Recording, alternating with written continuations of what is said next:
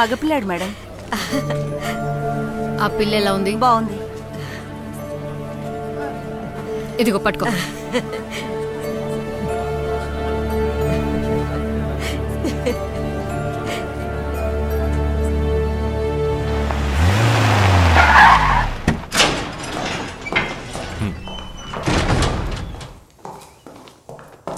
Sir కబురు పంపుంటే నేనే వచ్చేవాడు కదా సార్. ఏం లేదయ్యా, ఆ పిల్లాడి వాళ్ళ బామ్మ స్టేషన్కి వచ్చి బట్టలు ఇచ్చి వెళ్ళింది. సరే ఇంటికి వెళ్ళే దారే కదా, నేనే ఇచ్చి వెళ్దామని వచ్చాను. అయ్యా నాకేముండయ్యా, నేను పట్టుకుంటాను. వీడేంటి ఇక్కడ కూర్చున్నాడు? గాలి రే గాలి రారా ఇలా. సార్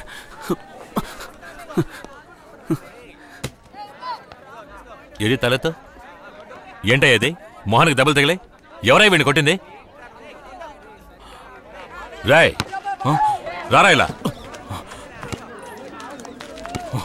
ఎందుకు రా వీడిని కొట్టావు? సార్ అది వచ్చి రాగానే మిగతా పిల్లలతో బూతులు మాట్లాడి గొడవకు దిగాడు. నోరు తెరిస్తే అబద్ధాలు సార్. ఎవరు? వీడు అబద్ధాలు చెప్పాడు. ఇంకోసారి ఇలా చేసేవని నాకు తెలిసిందో నడి రోడ్డు మీద బిచ్చమెత్తుకుని తినేలా చేసేస్తాను. పోరా.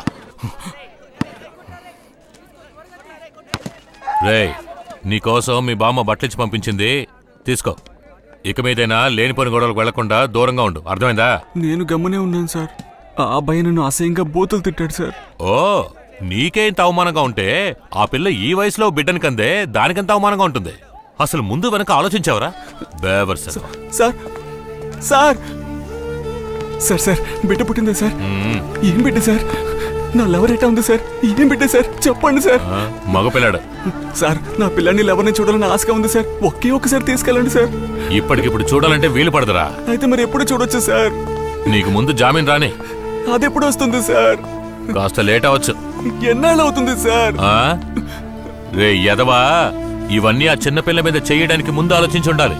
పాపం రా పిల్ల, బిడ్డని కనే వయసు అది.